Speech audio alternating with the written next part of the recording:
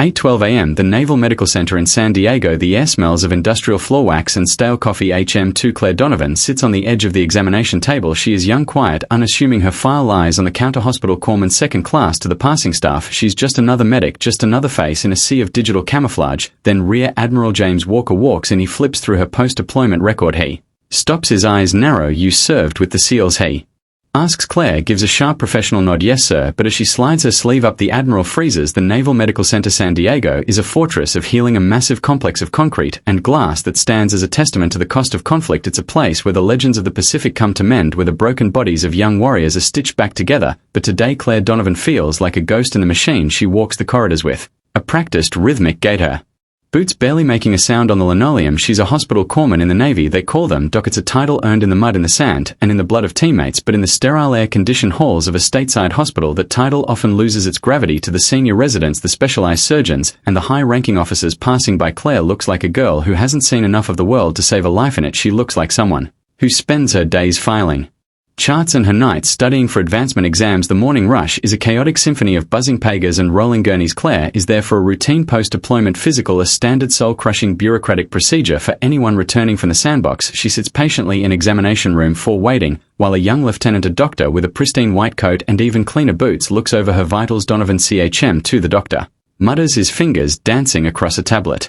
He doesn't look up. He doesn't see the way she carries her shoulders tight, alert, as if she's still waiting for a distant mortar round to whistle. Looks like you were attached to a special operations unit for your last tour. That's a lot of paperwork for a support role. Did you spend most of your time in the TOC? Claire doesn't blink. She knows the tactical operations center. It's safe, it's air-conditioned, it's where people who haven't really been there think the support staff lives. It was a busy tour, sir, she says softly. The doctor chuckles, not unkindly, but with that subtle hint of condescension often reserved for those who haven't been in the dirt. You know, SEAL teams usually have very experienced senior medics, independent duty corpsmen, guys who have been in 20 years and have grey in their beards. You're what, 24, 25, sir? Claire corrects, her voice like glass. Right, well, I'm sure you did a great job managing the medical supplies and keeping the immunization logs updated. Every team needs someone to handle the admin while they're out doing the heavy lifting in the mountains. It's important work in its own way. Claire simply nods. She doesn't feel the need to explain. She knows who she is. She knows what she's seen. The Navy taught her 2 things early on: shut your mouth and do your job. In the world of special warfare, the loudest person in the room is usually the one with the least to say. Silence isn't weakness, it's a discipline. She watches the door, her gaze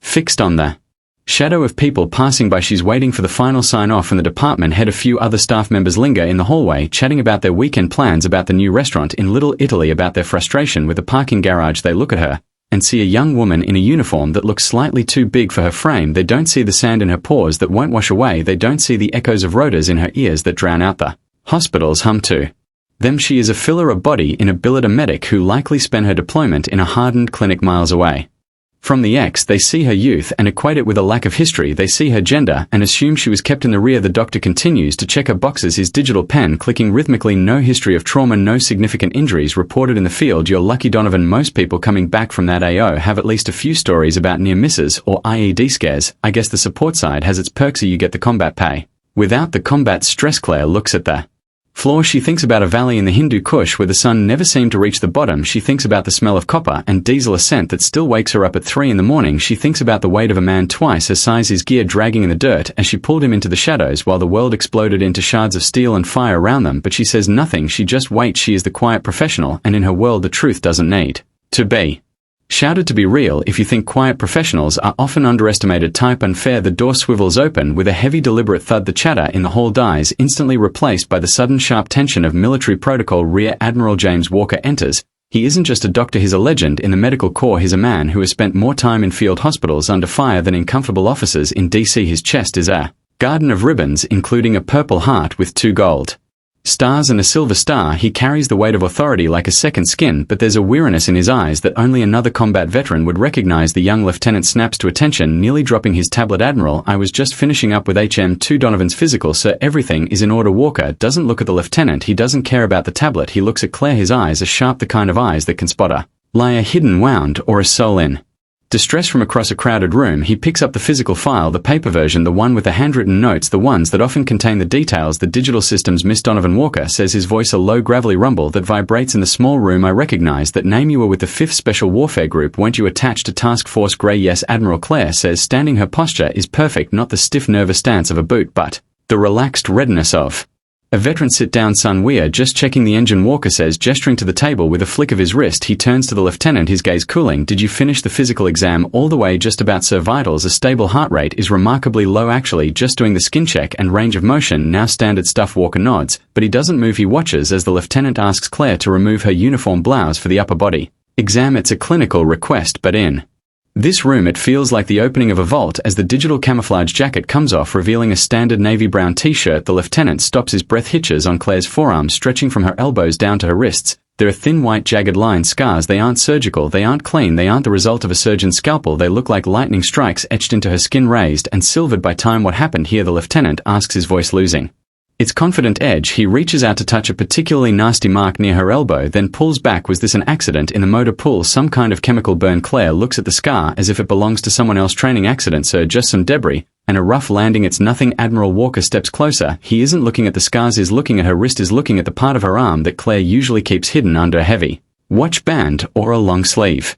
Underneath the scars near the pulse point of her left arm is a tattoo. It's small, it's not flashy, it's a simple stylized bone frog, the sacred symbol of the Navy SEALs, but it's entwined with the caduceus, the symbol of the medical profession. Beneath the symbols there are a set of coordinates and a single date, 10.1. For the lieutenant misses the significance entirely. He's still focused on the policy. You know, Donovan, the Navy has strict policies on tattoos. If that wasn't declared before deployment, we might have to document it as a violation, and those coordinates, that's a breach of operational security of their current. Walker lets out a short dry breath that sounds like a growl. Leave it, lieutenant. But sir, the manual says. I said leave it. Walker repeats, and this time the lieutenant hears the steel in the Admiral's voice. Walker looks at Claire, and for a second the room seems to disappear. There is a flash of understanding between them, the unspoken bond of those who have seen the dark side of the moon. That tattoo wasn't for style, was it, Donovan? That wasn't a choice made in a parlor in San Diego. No sir, she whispers. Her voice is tiny, but it fills the room. The coordinates, Walker says, his voice dropping to a whisper that feels like a prayer. That's the Sauk Valley, October 14th. I remember that day. I remember the casualty reports coming across my desk.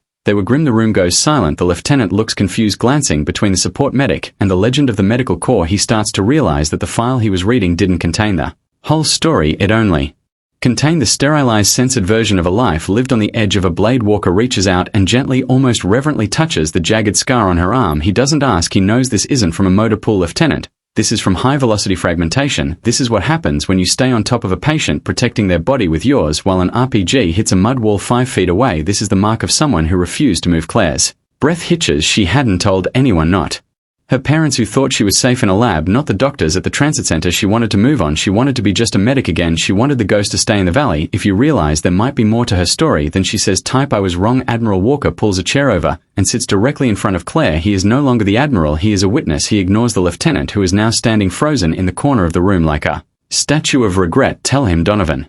Walker says it's not a command, it's an invitation to be seen. Tell him why a hospital corpsman second class is wearing the team's mark. Tell him what happened in Sauk. Claire looks at her hands. They are steady. Now the memories are no longer a weight. They are a narrative. Her voice is steady, but it carries the heavy rhythmic thrum of 1,000 miles of desert wind. We were on a Kazvak mission, so she begins targeted extract in the mountain's high-value asset. It was supposed to be a cold LZ, but they intel was wrong. The valley was a funnel, and they were waiting for us. We took fire before the wheels even touched the dirt. Heavy machine guns up. Just the whole sky turned into traces. She closes her eyes, and the sterile hospital room vanishes. In its place is the roar of a Chinook, a mechanical beast screaming in pain, the smell of burning magnesium, the metallic tang of blood filling the cabin, the screams of the wounded that were louder than the engines. Chief Miller was hit. She continues the lead breacher, a mountain of a man. He took around to the femoral artery. It was a gusher the SEALs were suppressing, leaning out of the bird, but we were pinned down inside. The internal fire was worse. I had to get to him. If I didn't stop that bleed in 60 seconds, he was gone. There's no maybe with a femoral. You either stop it, or you watch them die. She describes the scene with a cold clinical precision that makes the lieutenant's face go pale. She tells them about how she